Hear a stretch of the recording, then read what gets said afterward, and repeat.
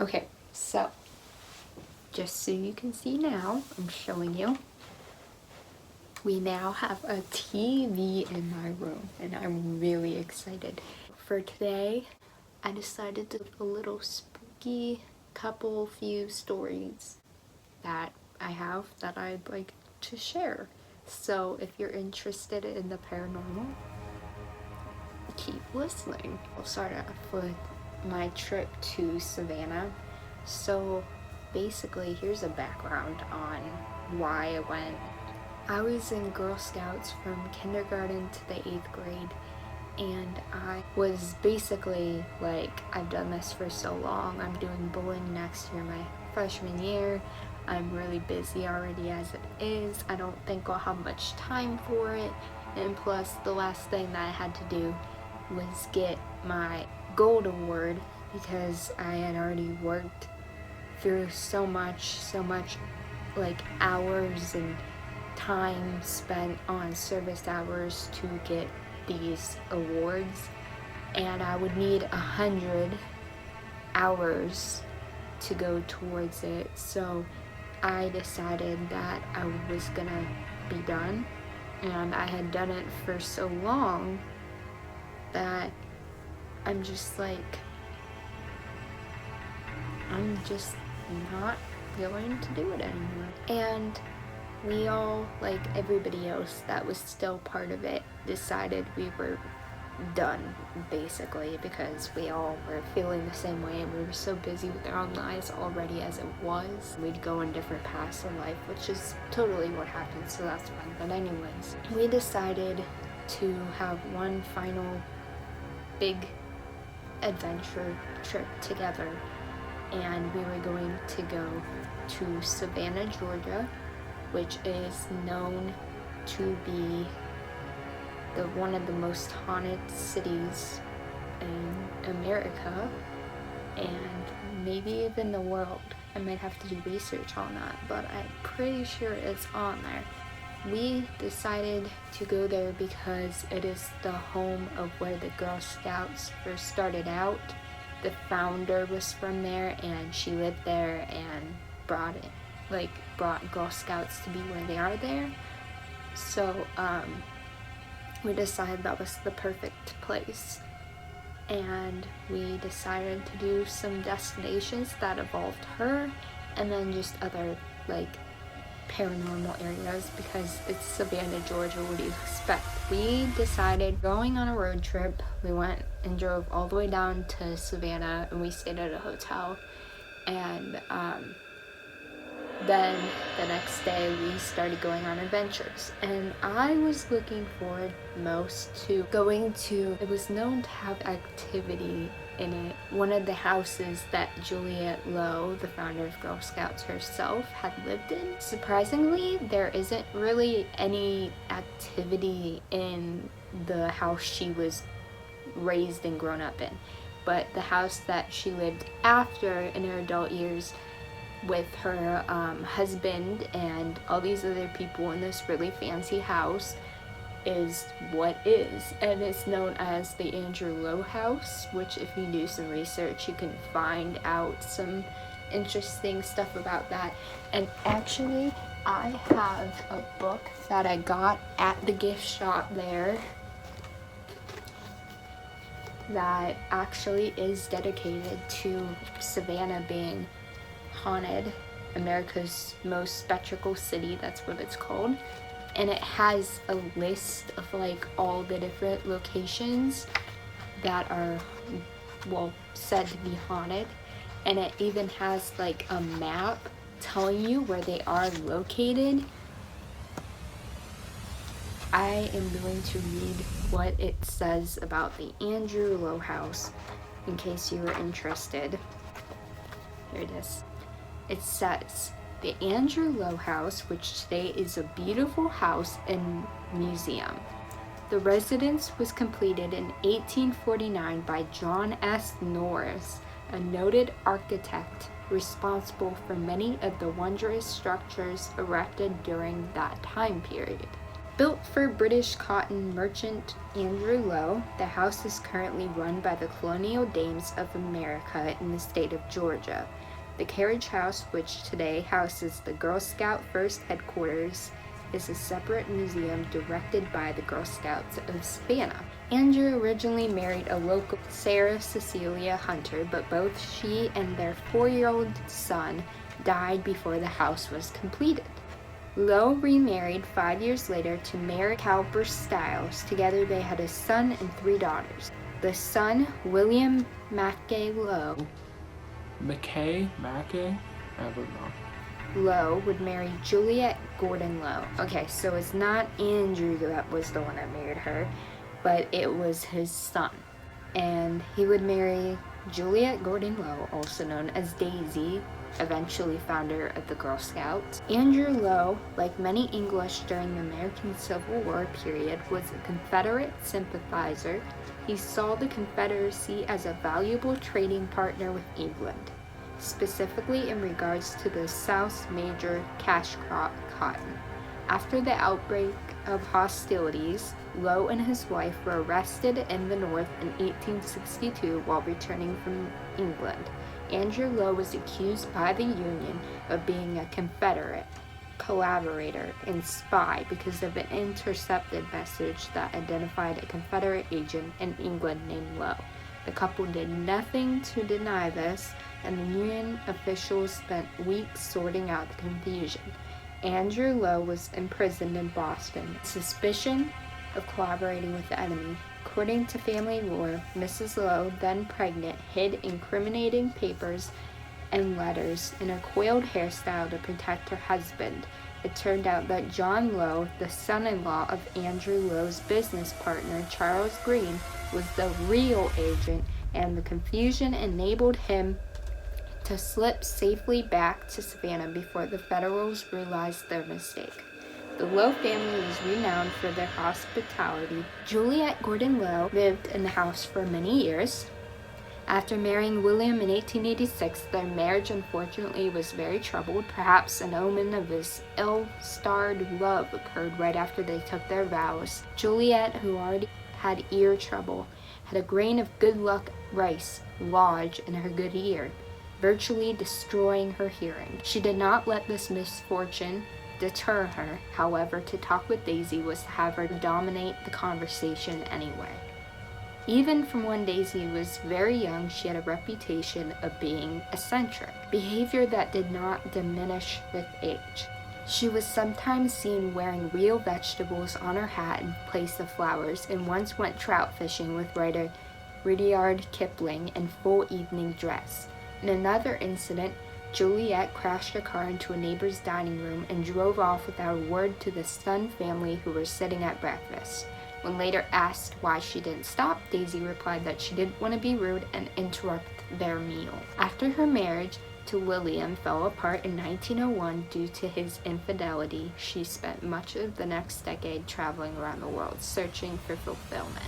She met Sir Robert Baden-Powell in 1911 in England, who founded the Boy Scouts.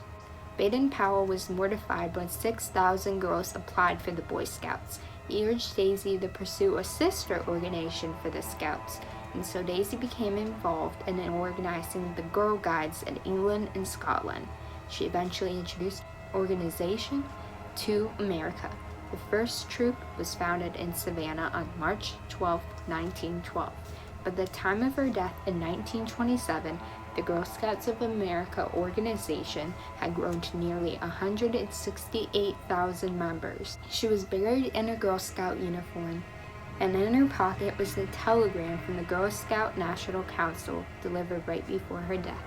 You're not only the first Girl Scout, but the best Girl Scout of them all. She bequeathed the house to the Colonial Dame Society and deeded the carriage house to the Girl Scouts. Okay, now here is the paranormal part of the story. A house with such involvement in the historic course of events in Savannah would surely have a few supernatural stories to tell.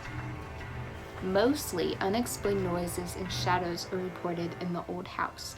One housekeeper has said she has seen the blonde apparition of Mary Copper Stiles, whom she refers to as Miss Mary, on numerous occasions.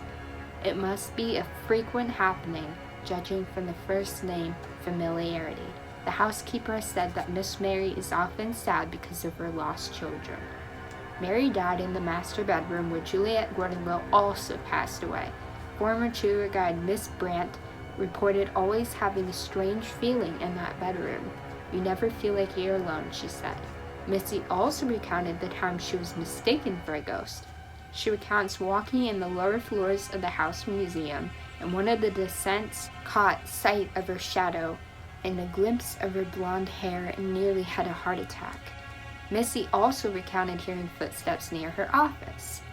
They came from the direction of the old butler's pantry, so the phantom footsteps are thought to belong to Old Tom, the lifelong servant for the Lowe family. Perhaps the ghosts in the old house have an appreciation for the hard work done by Andrew Lowe's house's fine staff. It would stand to reason that such historically important characters that shaped Savannah's past would have an affinity for continuing their spectral existence in a proper setting. Maybe such cultured and respected individuals have retained their good taste in the spirit world. You already know we were in Savannah. It was really hot. It was over the summer. And what happened was basically we went and we split apart. It was just me and my mom. We went and decided to have a historical tour, not the ghost tour, but the historical tour of the house. So it wasn't really mentioned at all. The lady didn't really talk about any paranormal related things. She just gave us a tour of the house and the brief history of the house. So she didn't really bring up any of that, but obviously I knew because I had done a little bit of research. I didn't get that book until after we went, so I only knew a little bit about it. We were the only ones aside for like 3 or 4 other girls, nothing much, plus the tour guide or whatever. So we were like the only ones really there. And when I first stepped into the building, which was very eerie, right as you stood there, I felt uneasy because, well, in like common sense here, the floorboards are super old and, you know, creaky and little uneven, so maybe that was why I felt uneasy. But I also smelled this weird, like, old scent, like, you know that smell that you get, like, you smell it when you go into like a nursing home or something like that. That happened to me, but it was not really a bad smell. It was more like old perfume, stuff like that. And after the fact, like that night when I had gone on the actual ghost tour, people talked about that smell. So I don't know. Anyways, so we walk in and she's giving us this tour of the main room. So in theory, that what people always say is that if there are mirrors like across from each other, like, you know, on all sides of the room, everywhere around, that there's rumored to be like a vortex or a portal that happens that allows for spirits to travel into different dimensions. And so the fact that there were like mirrors on every side on each wall in the room spread periodically out, like you look into them and it was just like never ending, like mirror and mirror reflection into each other, like going on forever. And that was really weird itself.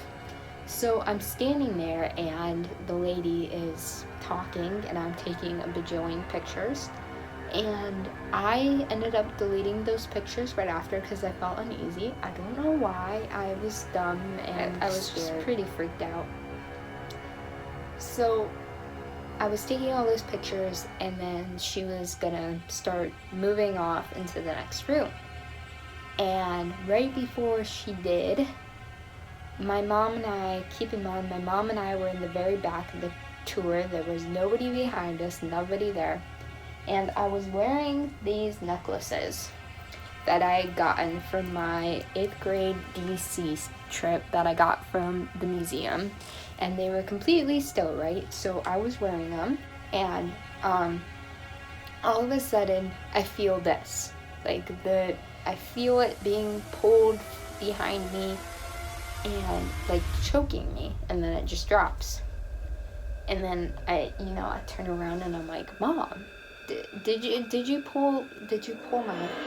And she's like, No, what are you talking about? And I'm like, well, I just felt like somebody was choking me because they were pulling my necklace. And she's like, no, I wasn't doing that. I mean, I'm tempted now to do it because you said something, but I didn't do it. So okay. I was kind of freaked out then. And the entrance into the room, I also had gotten a weird feeling from anyway, like the little archway that was the entrance into the room. And that was right where I was standing. So right when she went to take the tour into another room, I told my mom to stay behind for a minute. And she went off like more forward, and I was just standing in the far back. And then all of a sudden, I feel it yanked harder again, a second time. I'm like, Mom, did you do it to like play a prank on me this time or something? She's like, no, I was tempted to, but I was over there. And she was nowhere near me when that happened, and nobody else was in the room. If you try to think of it, like, try and explain it, I can't think of anything that would explain this. It was just sitting here. There was no, like, wind or anything, like, blowing it. And even so, like, how would something, like, go like this and, like, yank it behind me like that? It doesn't have any explanation that I can think of. Okay, so then we continued on our tour. Obviously, I was uneasy after that happened. And every time we went through that little hallway that led upstairs with the staircase, I always felt like there was something on the stairs or behind me, and I'd look around, nobody's there. Sometimes I'd feel like wind blow by me, and it wasn't like there was like air conditioning that was doing that. It was like a brief like blow of wind, and then it was just warm again in the room, and it was really weird. And it was like only in a certain area, like spots, like cold spots, and it would just blow by briefly, and then it would be gone. And then I'd hear faint noises in the background, which I thought to be footsteps, which, if you can think of it, it could have been somebody from our tour, or it could have been some other worker somewhere in the other part of the house, because there wasn't just one person working there that day, but nobody obviously was in the rooms around us. So it might have been somebody in the basement or somebody working in the desk on the other side of the building. We don't know. I think before we went upstairs, we were in the office, and that's where I smelled like cigar smell, and nobody was smoking cigars. It might have just been an old smell, I don't know. And I kept hearing things, weird things, and feeling like somebody was behind me. Obviously, every time I turn around, nobody's there, but, typical feeling, like that you feel like a presence. You know that feeling when you're somewhere and you can just feel like someone's staring and watching you? Yeah, that's what it feels like, but there's nobody there. So then we went upstairs, and there was this eerie, like, children's room that had a bunch of dolls in it, and knowing me, I don't like dolls. Dolls freak me out. So the fact that there was dolls there, and, like, it was just, I didn't get good feelings from that room either. And there was also the bedroom that Juliet Lowe and the one that I just told you about, Mary, had both died in. And thinking about this Mary, I also got not that great vibes from her. And when I was downstairs with my necklace pulled, I felt like this angry woman presence. I don't know if I can explain that to you, but it felt like there was this like angry woman like pulling at this, like telling me that she didn't want me there for some reason. And knowing me, a lot of things are attracted to me for whatever reason. So it's just, I don't know, you can believe what you want, but that's what happened. And that room with the bedroom, just no. And there's actually a video on YouTube of this girl who had a video where she took pictures, but they were live pictures, and of that room, and she went to play the live pictures, and there's something moving in between the bed railing at the foot of the bed, which is really weird.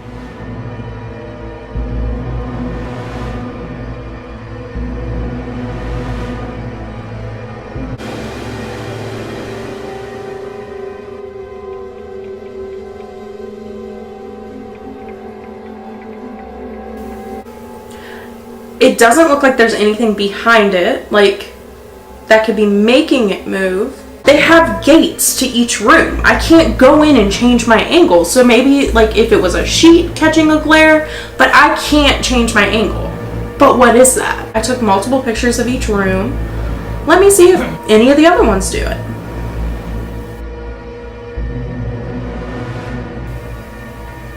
What is that? And also, please, that night, like I mentioned before, we went on a ghost tour where everybody else was there, but this was more, oh, it's spooky, like people were telling you spooky, blah blah blah, but the first tour was just history related. It wasn't like, it was like a haunted house that people try to scare you at. No, it was just a historical one. But at night, nobody else was in the room, but somebody took a picture in the nursery room with the dolls, and they caught the dolls' faces with the dog filter on Snapchat, sticking their tongues out and hanging out, whatever. And I can see how those would look like faces or whatever, so I think that one can explain itself. But the fact that those, I don't think they didn't really talk to us, they weren't part of our group, but the way we had the tour was like some of the haunted locations of Savannah on this bus thing, and then we saw the video because she sat in the seat in front of us and was showing us the Snapchat clips that she had gotten of that. But I can see how people would say it looks like a face, and I might believe that too, because it's pretty common sense. If Snapchat sees a face, it's gonna have a filter on it, right? Okay, so that brings me into my next story. The day that I first got Snapchat, I was messing around with the filters, and I caught something which captured a dog filter right over here by my bookshelf, which obviously there was nothing there that could have been a face. There was nobody there, so like,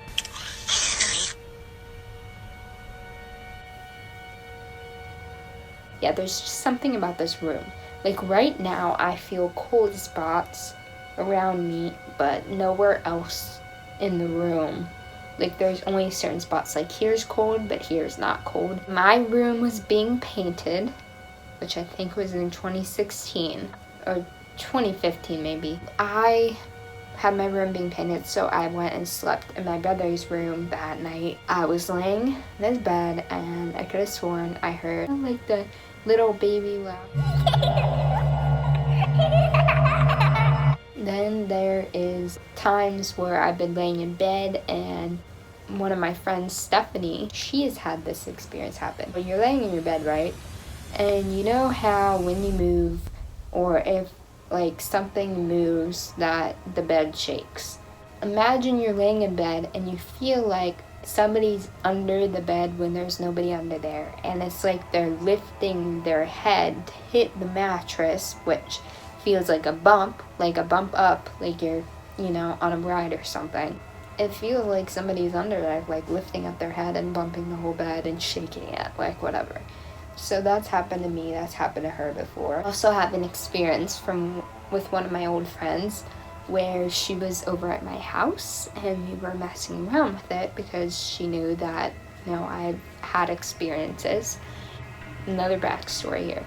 So basically, her her grandparents lived in the same neighborhood as me, and her grandfather is deceased. So she didn't live that far from me, so it was explainable that maybe something from her grandmother's followed her or something.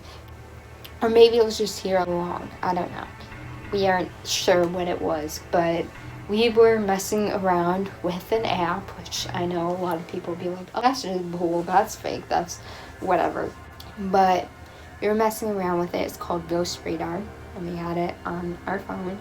And we wanted to mess around with like apps like that. So we started trying to talk to it or whatever. And it started like saying things that related to her grandfather, about how he was in the military. It said stuff about airplanes. I'm pretty sure he was in the Air Force. If she's watching this right now, we aren't really friends anymore, but she can probably say like what he was in or whatever. He was in that, and he also liked to play the piano. It said something, maybe he was on a plane crash, I'm trying to remember, but it said something along those lines. It was kind of freaky because her grandfather was in the Air Force. I'm gonna go with that because that's what I remember, and since I remember specifically airplanes, that the Air Force would make sense. And then it started bringing up other things, like the app just says like words that it's picking up, like being detected, like individual words, like say like he, and then it stops, and then it's like picking up words, and then it's like airplane, and then it keeps going and stuff like that. It was doing that and saying a bunch of words that related to that. So then we decided to test out this other app, since it was weird and we were pretty convinced that it had something to do with her grandfather. And keep in mind that her grandmother also had experiences with her deceased husband, like seeing him wandering around outside the house that she lived in, like after he had died. So she saw him like wandering around all the time. So we tested out this other app, which I feel is pretty fake, but you'll just have to bear with me. We were messing around with the app, and it's called Ghost Observer. Before this, we had messed around with Snapchat with the dog filter. I'm pretty sure that it had seen something over by where we were, which is now where the TV and the little shelf thingy is back there. Yeah, it was back there. There used to be a keyboard there, okay? So before this had all happened, we saw like the dog filter, I'm pretty sure it was, light up like above it or whatever. And then so we were messing around with the Ghost Observer, and we also had caught an orb flying by on camera. It was detecting that there was something up there, and we had seen the orb and the dog filter detect that there was something there. All of a sudden we felt this wind blow by us, and then the app said, oh, I don't know if she'd want her name to be said. Pretend it was me, but it was her name. It was like Laura, like in that deep, like creepy voice, and that's what kind of freaked us out. We like ran out of the room because we felt like the wind blew by us and stuff like that. We both were kind of freaked out by that. I don't 100% know I don't think that app is real necessarily. Maybe it picked up that it was her name or something. And it also had said something about a piano on the Ghost Radar app. When it was saying all those words, it said piano. and my keyboard was there, and it was right above the keyboard. And he had also liked to play the piano in his lifetime. So that was pretty weird. Another story. It was a rainy day, and my brother had baseball because he used to do that. He was in a league over the summer, and my parents were both out with him, and I was home alone. And I was in the kitchen, sitting at a table, eating, and on the computer watching YouTube. And all of a sudden, I look in the corner of my eye, there's like this black figure thingy in the corner by my front door. Sitting in that little in-between spot where I can see the hallway to the front door. It's down there, and I'm like, what the heck is going on? So I blink my eyes, still there. Okay, maybe I'm seeing things because it's kind of stormy out. Maybe it's a tree. I start being like, okay, I'm just gonna pretend like it isn't there, and I'm just gonna turn on my YouTube volume, like try to distract myself. So I do that, obviously at the corner of my eye, turn, look, it's closer. So I'm like starting to freak out now. I start calling for my dog, but she's upstairs and she isn't listening. I'm like, Miley, come on, can you come here? Like, and she isn't listening. And then I look again, and it's closer. And it keeps getting closer and closer and closer. Then it's like right in front of me. It stops. I blink. It's gone. I was home alone, and it was weird. And I only have a dog, and she was upstairs. So that's basics of some of my experiences. This is all leading up to is tomorrow I'm going to my grandparents, where my grandma has tons of pictures. She's always taking pictures. She has her albums. Back to the thing I had said about my bed. My bed used to belong to my great-grandmother, which was my dad's grandma, and so did my dresser. This is me and Steph speculating that it's probably connected to her somehow. It's her furniture. She may be attached to it. Who knows? But I had it before she died, so I don't know. But this story has to do with my mom's side of the family, not my dad's, because the furniture was my dad's. And this is my great-grandmother, who I was named after. My middle name is Catherine, after her. She passed, unfortunately, in 2012, around right after I made my first communion in like mid-May. I think both of those great-grandmothers passed in May. My grandma was very close to her mother, so that really affected her. So yeah, she passed, and then my grandma was visiting her mother's grave, and she was taking pictures because somebody had left something really cute beside it. It was at night, but it was to the point where you could still see it if you take a picture. She wasn't using the flash. She didn't notice anything weird when she took it, but after she got it developed, maybe there was a development issue. After she got it developed, there is this glowing white dot right above her grave. My grandma, she's like, I think that was a sign of her telling me that I'm okay, that I pass in the afterlife and I'm in heaven now and I'm okay. It's just the most beautiful thing, and she has the picture still. It's so heartwarming. It is kind of creepy too that it just showed up. Like, maybe it was a development issues, who knows, but none of the other pictures that she got developed had any issues besides that one. So we're thinking that it was there, but it didn't show up on our camera when she took it, but when it got developed, it was there. And in the other pictures that she took, it wasn't.